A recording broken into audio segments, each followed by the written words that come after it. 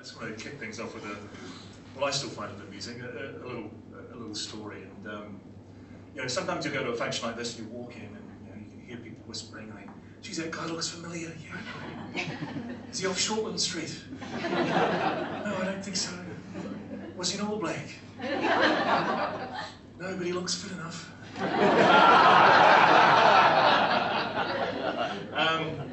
Look, that's fine, because as nice as it is to be known for what you do and who you are, sometimes it's quite helpful when people don't know who you are. And this happened a couple of years back in Auckland when my wife and I were building a house. And I went to take this big load of rubbish to the dump, except they're not called dumps anymore, and you're all council staff, so you'll know this. They're called refuse stations, and you can't just go along and open up the boot and chuck it out into the tip. No, you've got to sort it out into little piles of tin and plastic and cardboard and that kind of thing.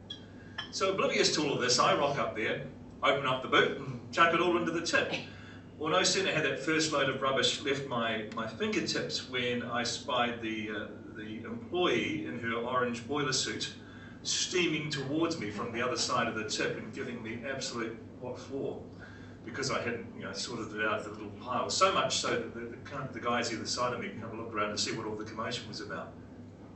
And then in one of life's really magic moments, her colleague hops down from the grader and he wanders over and he's got a bit of a swagger on and he's pulling off his gloves and he's got a bit of a smirk on his face. He says, "Gloria, Gloria, don't you know who you're yelling at there?" She said, "No." He said, "Don't you know who you've been abusing for the last 5 minutes?" She said, "No." He said, "Don't you recognise him off the telly?" And she said, "No." He said, "That's Neil Walker from One News." And you know, one thing over 3 decades of reporting has taught me, and you know, reporters and journalists always say it's about the people. Well, it is about the people, but actually the thing that I think I've learned the most, and it's a great job because the more you do it, the better at it you get. The thing that I've learned the most is when you go into those situations, when you go into somewhere foreign or strange, is not to take the easy route and look for the differences, but to actually look for the similarities and look for the things that people at home will relate to. So it doesn't matter what race or religion or colour or creed or beliefs they have, it's a father, it's a mother, it's a son, it's a daughter. And these things and these thoughts have held me in good stead over the years in doing what I love doing, which is telling stories. And the first one of those came post 9/11. And this was pretty huge, obviously. It changed the shape of everything, of how the world works today. It changed the shape of news for sure, which at that stage had been on a bit of decline. But because of 9/11, we saw the emergence of new 24-hour networks, and the news industry as such just went crazy for a while.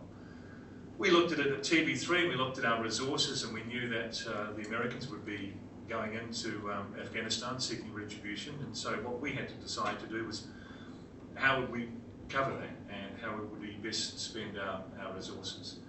TVNZ sent a crew to Pakistan pretty much straight away. Rod Vaughan, I think it was. He was there for about a week, nothing happened, and he came back. We looked at it and looked back at what the Americans had done in the first Gulf War. Saw that it had taken them about a month to get their war machinery up and running, and so that's what we looked to do. We looked to be in Pakistan, or at least on the border of Pakistan and Afghanistan, about a month after 9/11. I remember leaving to go there, and it was quite a leap into the unknown. I think I'd covered a Fiji coup before then in terms of conflict, but who hasn't? And so this was something different. My wife was pregnant with our second child, and so there were a lot of emotions going on in my mind. I went there with a cameraman and a producer. None of us had ever been in a situation like that before. One of the first things I noticed when we landed in Pakistan, we got into Islamabad, and there were so many journalists there. The world's media were there. In fact, I think they said 9,000 journalists were in Pakistan. They changed the name to Journalistan for a while. And the thing that struck me then was that we had to come up with something different. We couldn't just provide what the American and British networks were doing. And this was a key and pivotal moment for me in my career, I guess, because I had to really think about what New Zealand audiences would want to see and how we would address that and make it different. Obviously, I was there, and so hopefully I was going to make the story more accessible, but it comes back to what I was saying before about understanding that we need to look for the similarities and not. Anyway, I'd like to say I'll see you at 6 o'clock, but I've actually got the weekend off, so I'll see you on Monday. Thank you. Thank you so much.